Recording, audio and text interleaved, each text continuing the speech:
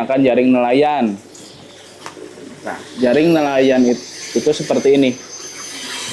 Ini biasa dipakai nelayan untuk menangkap ikan. Jadi untuk pembuatan kolam ikan itu ada beberapa yang harus diperhatikan ya, sirkulasi.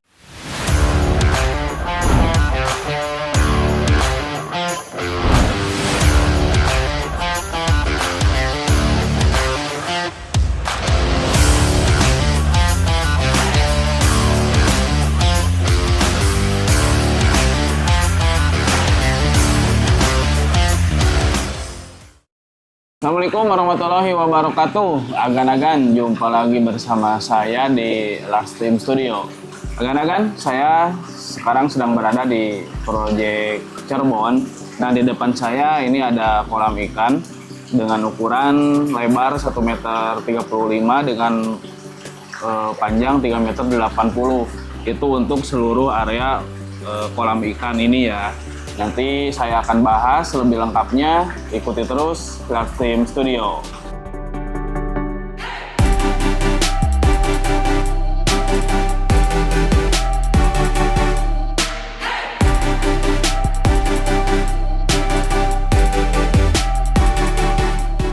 Oke agan-agan, saya akan bahas kolam ikan ya. Kolam ikan ini yang ada di depan saya. Untuk kolam ikannya, ini kolam utama, ukurannya lebar 1,35 meter dengan panjang 2,20 meter. Untuk kedalamannya ini 95 cm. Seperti itu agan-agan. Nah, yang perlu diperhatikan untuk pembuatan kolam ikan, biasanya itu pembagian antara kolam utama dengan media filternya atau chambernya itu 70-30. Jadi 70% untuk area kolam utama, 30% untuk area chamber atau media filter. Terus yang perlu diperhatikan lagi, pembuatan pemipaan sirkulasinya itu benar-benar harus diperhatikan karena itu untuk keberlangsungan kehidupan di kolam ikan ini supaya jernih, supaya sehat, supaya ikannya tidak stres dan ikannya nantinya tidak mati seperti itu agan-agan. Nah, untuk kolam ikan yang ada di depan saya, ini ada sirkulasi inlet. Inletnya ini jumlahnya 12 buah. Nah, contoh inlet itu seperti ini. Nah, ini inlet. Ini inlet arus atas, terus kita pakai juga arus tengah, dan ada juga arus bawah. Nah, kalau misalkan inlet itu yang perlu diperhatikan, arah arus airnya itu harus satu arah jarum jam. Jadi kalau misalkan ini berputar ke sana, inletnya ke arah sini. Kenapa inletnya ini ke sana ya agan-agan? Karena posisi skimmer ini ada di sebelah sini nih. Ini ada di depan saya. Jadi, nah ini skimmer agan-agan namanya. Skimmer ini fungsinya untuk apa? Skimmer ini fungsinya untuk membuang kotoran yang ada di permukaan kolam. Nah, contohnya saya akan buang ya. Kita bisa tes skimmernya untuk daya hisapannya. Nih. Tuh, langsung ke nggak ada ya. Langsung masuk ke area chamber yang ini. Nanti untuk area chambernya saya akan jelaskan satu persatu. Di area kolam utama ini ada apa aja sih? Di bawah ada main drain. Main drain itu fungsinya untuk membuang kotoran yang ada di dasar kolam. Nah, seperti itu. Jadi, kotoran-kotoran bekas pakan ikan atau kotoran-kotoran dari kotoran ikan itu sendiri masuk ke dalam main drain yang ada di bawah, disedot ke chamber pertama. Nah, sementara untuk skimmer tadi udah dijelaskan itu untuk membuang kotoran yang ada di permukaan air. Misalnya kayak debu-debu, terus kayak bekas-bekas pakan ikan juga bisa. Terus ini juga kan ada di samping saya atau di belakang saya ini ada planter. Jadi kalau misalkan ada tanaman atau daun-daun yang sudah kering jatuh ke kolam, nah seperti ini. Ini kan masih ada di permukaan kolam ya. Ini bisa disirkulasikan lewat sini. Tuh, jadi si daunnya itu masuk ke sana. Terus nanti masuk lewat skimmer seperti itu agan-agan. Nah, terus ada lagi. Ini namanya waterfall. Waterfall itu di samping supaya kolam kelihatannya lebih bagus, terus ada suara gemericik airnya juga. Cuman untuk waterfall sendiri, fungsi dari waterfall itu untuk menghasilkan oksigen. Nah, oksigen untuk kehidupan si ikannya yang nanti ada di kolam ini, seperti itu agan-agan. Nah, agan-agan di bawah waterfall ini kita pasangkan diffuser. Diffuser itu nantinya menghasilkan gelembung. Cuman untuk gelembung itu dihasilkan dari mesin aerator atau aerasi atau angin, seperti itu agan-agan. Fungsinya sama. Diffuser itu menghasilkan oksigen untuk kehidupan ikan yang ada di kolam ini nantinya, seperti itu agan-agan. Nah, agan-agan untuk pembahasan kolam ikan, kita pakai apa ya, background yang ada di belakang pakai batu alam. Kalau malam ini terlihat ada pasang LED strip supaya lebih hangat suasananya, seperti itu. Terus ini juga pemilihan batu alam, kita pakai batu alam andesit bakar dengan ukuran 30x30. Nah, agan-agan untuk penutup chambernya yang saya pijak ini menggunakan bahan kenwood. Kenwood itu semacam semen, cuman ada perpaduan semen dengan PVC seperti itu agan-agan. Cuman setelah di finishing, dicat, jadi hasilnya bisa menyerupai kayu seperti itu. Nah, nanti kita akan bahas ya chamber yang ada di bawah penutup kenwood ini apa aja sih, terus chambernya ada berapa buah. Ya, jangan kemana-mana, tetap di Lars Team Studio.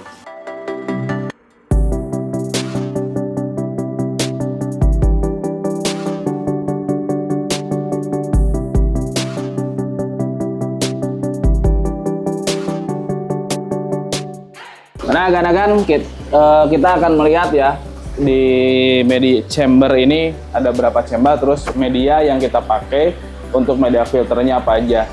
Cuman sebelumnya kita harus buka dulu penutupnya. Nah, penutupnya kita kasih nomor ya supaya tidak tertukar. Kita akan buka dulu. Ini lumayan cukup banyak ya. Untuk kenwood itu ukurannya 3 meter 5 cm.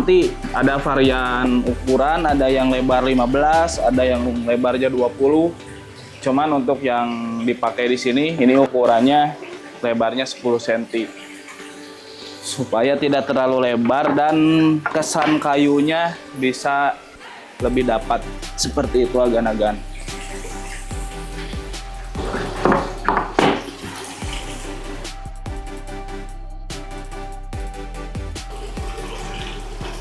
Nah, oke, cukup. Untuk di bawah kenwood kita pakai spons supaya permukaannya lebih rata ya, tidak ada goplak atau apa seperti itu tuh. Nah, agan-agan di bawah kenwood yang sudah tadi saya buka ini ada 4 chamber. Ini kolam utama. Nah, ini chambernya. Untuk chamber yang pertama saya menggunakan jaring nelayan. Nah, jaring nelayan itu seperti ini. Ini biasa dipakai nelayan untuk menangkap ikan. Cuman kalau di sistem filtrasi kolam ikan itu ini bisa dimanfaatkan untuk media filter kolam ikan. Fungsi dari jaring nelayan ini termasuk media filter mekanis. Fungsinya untuk menyaring kotoran atau bekas pakan ikan yang dari kolam utama masuk ke chamber pertama. Kotoran dari bawah kolam ikan utama lewat main drain masuk ke sini, terus lewat skimmer pun sama masuk ke area chamber pertama. Ini yang ini. Dari chamber pertama masuk ke chamber kedua. Untuk chamber kedua saya menggunakan media biologis. Media biologisnya yang saya pakai batu apung. Nah, seperti ini. Ini batu apung. Batu apung itu kalau misalkan belum terisi air, ini akan mengambang. Nah, cuman di batu apung itu ada rongga-rongga ya. Nah, rongga-rongga semacam ini yang nanti kelamaan ini akan terisi air. Jadi akan menjadi berat. Nah, kalau misalkan rongga-rongga batunya sudah terisi air, ini akan tenggelam dengan sendirinya. Fungsi dari batu apung itu untuk meminimalisir bau dari ikannya, bau anyir atau bau dari pakan seperti itu. Jadi kalau misalkan owner atau kerabat bisa lihat ikan ini, airnya tidak berbau seperti itu agan-agan. Jadi airnya supaya jernih juga. Dari chamber kedua masuk ke chamber ketiga. Nah, ini chamber ketiga. Chamber ketiga itu saya menggunakan batu apung, terus menggunakan kulit kerang. Kulit kerang sama. Nah, kulit kerang seperti ini. Nah, ini fungsinya untuk menjernihkan airnya supaya bisa lebih jernih, supaya bisa lebih sehat juga. Terus sama sih fungsinya, ini media biologis. Jadi untuk di chamber yang ini saya tidak pakai biobol, tapi pakai jaring nelayan, pakai batu apung dicampur dengan kulit kerang. Ini kulit kerangnya mungkin hanya 5%-nya saja lah, tidak terlalu banyak seperti itu. Kulit kerang juga disimpan di area waterfall yang di sana. Dari chamber ketiga masuk ke chamber terakhir.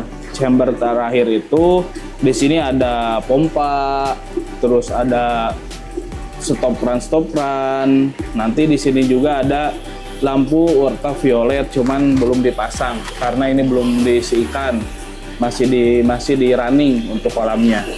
Nah, ini ada pipa 3 buah. Fungsi dari pipa 3 ini untuk nge-backwash ya, nge-backwash kolam utama ataupun chamber 1, 2 sama yang ketiga.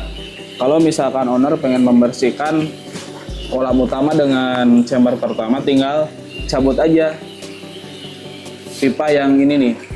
Kalau misalkan ini udah dicabut, nanti ini akan surut masuk ke area pompa, nanti oleh pompa dibuang atau di backwash ke pembuangan yang ada di depan seperti itu. Nah, terus kalau misalkan pengen menguras chamber kedua, sama ini tinggal dicabut. Untuk yang ketiga sama, ini tinggal dicabut. Nah, cuman kalau misalkan ownernya pengen nge-backwash atau agan-agan pengen nge-backwash kolam ikannya, di sini kan ada stopran ya. Nah, untuk stopran yang ini stopran pusat. Kalau misalkan stopran ini ditutup, air tidak akan masuk ke area inlet. Kalau misalkan pengen nge-backwash, semua area inlet dan waterfall itu kita tutup, semuanya tutup. Ini area overflow juga sama ditutup, cuman untuk area backwashnya ini dibuka. Nah, nanti air ini akan surut, air kolam utama itu akan surut masuk ke sini nih, ke pipa yang ini. Dari pipa yang ini dibuang ke depan, itu ada palit lah. Jadi ke sana. Kalau misalkan untuk pengaturan waterfall, pengaturan sirkulasi, pengaturan waterfall, pengaturan inlet, di sini ada 1, 2, 3, 4 stopran.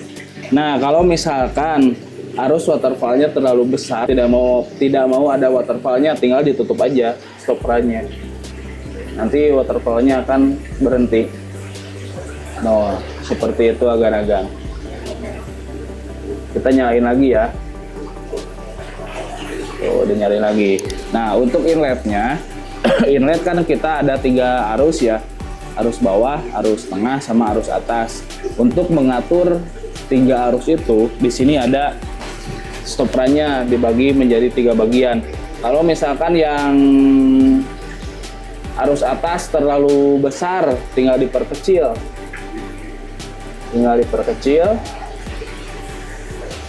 Nah, bisa diperkecil, bisa dilihat.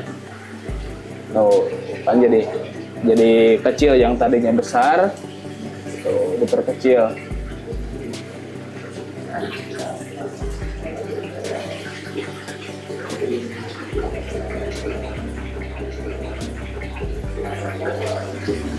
Kalau misalkan yang pengen pakai yang bawah aja, tinggal tutup arus atasnya. Cuman seperti tidak ada pergerakan air, cuman ini air posisinya masih berputar karena di bawah itu ada sirkulasi, ada inlet. Ini masih posisinya masih sirkulasi, masih berputar posisi air kolam utama itu. Nah, untuk yang bagian arus tengah itu hanya pembantu saja, bisa digunakan atau bisa difungsikan, bisa juga tidak difungsikan. Yang utamanya sih arus bawah dan arus atas, seperti itu agan-agan. Untuk inletnya, untuk sirkulasinya kita pakai pipa ukuran 3/4 dengan spesifikasi pipa kita pakai pipa Rucika yang AW.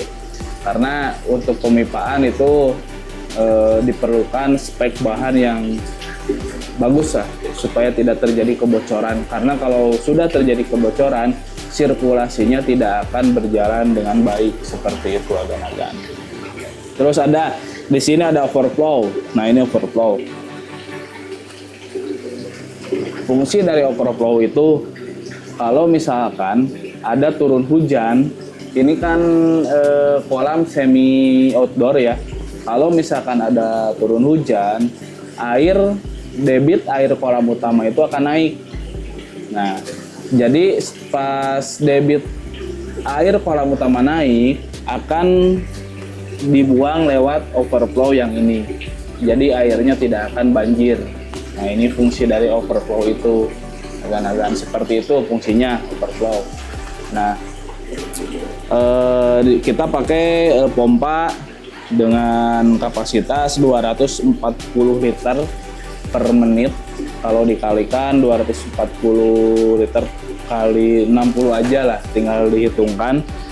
Karena ini untuk pompa juga harus disesuaikan dengan kapasitas air, kubikasi air, dan dorongan untuk sirkulasinya. Terus di sini ada keran juga nih. Fungsi dari keran ini untuk mengisi air bila mana air ini kan kolamnya ini semi outdoor ya, jadi masih terkena cahaya matahari, pasti ada penguapan. Nah, pasti ada surutnya meskipun hanya sedikit. Nah, fungsinya kalau misalkan ingin airnya distabilkan lagi atau dipenuhkan lagi lah, tinggal dibuka aja ini nih keran yang ini. Ini juga sama, kita pakai keran. Fungsi keran di chamber pertama, kedua, dan ketiga untuk membersihkan media-media ini agan-agan. Jadi tinggal pakai selang ke sini, tinggal disemprot aja seperti itu supaya bisa lebih mempermudah. Nah, seperti itu agan-agan. Nah, agan-agan ini ada batu aerator ya. Batu aerator itu menghasilkan gelembung udara seperti ini. Fungsi dari aerator untuk menghasilkan oksigen supaya bakteri yang dihasilkan dari media filter ini bisa terjaga, tidak mati. Nah, batunya seperti ini. Kita pakai batu ukuran yang tidak terlalu besar, ini pertengahan lah. Nah, kalau dimasukkan ke dalam air akan menghasilkan gelembung udara seperti ini. Seperti itu agan-agan. Nah, agan-agan, jadi untuk pembuatan kolam ikan itu ada beberapa yang harus diperhatikan ya, sirkulasi, terus media filter, terus waterfall juga harus diperhatikan, karena itu tidak hanya keindahan, tidak hanya suara gemercik air, tapi itu bisa menghasilkan oksigen. Karena untuk kolam ikan koi itu tidak seperti ikan-ikan yang dipelihara di kolam-kolam konvensional seperti itu agan-agan. Nah agan-agan, untuk pembahasan kolam ikan tadi sudah saya jelaskan ya. Untuk agan-agan yang ingin bertanya atau yang ingin diskusi bisa langsung tulis di kolom komentar.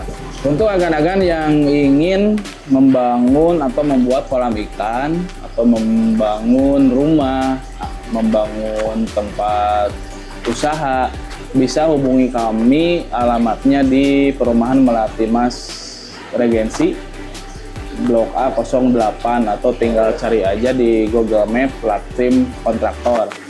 Nah, untuk di perencanaan pun kita ada dikonsultan untuk merencanakan bangunan atau merencanakan rumah impian Anda, bisa langsung hubungi ke kantor kami yang sudah tadi saya jelaskan. Untuk melihat portofolio kegiatan kami atau pekerjaan kami bisa lihat di Instagram kami. Instagramnya @larsteam dan ada juga @larsteam.arsitektur. Terus ada juga di Facebooknya ada, terus TikToknya juga ada sama agan-agan. Jangan lupa like, komen, dan subscribe channel Larsteam Studio.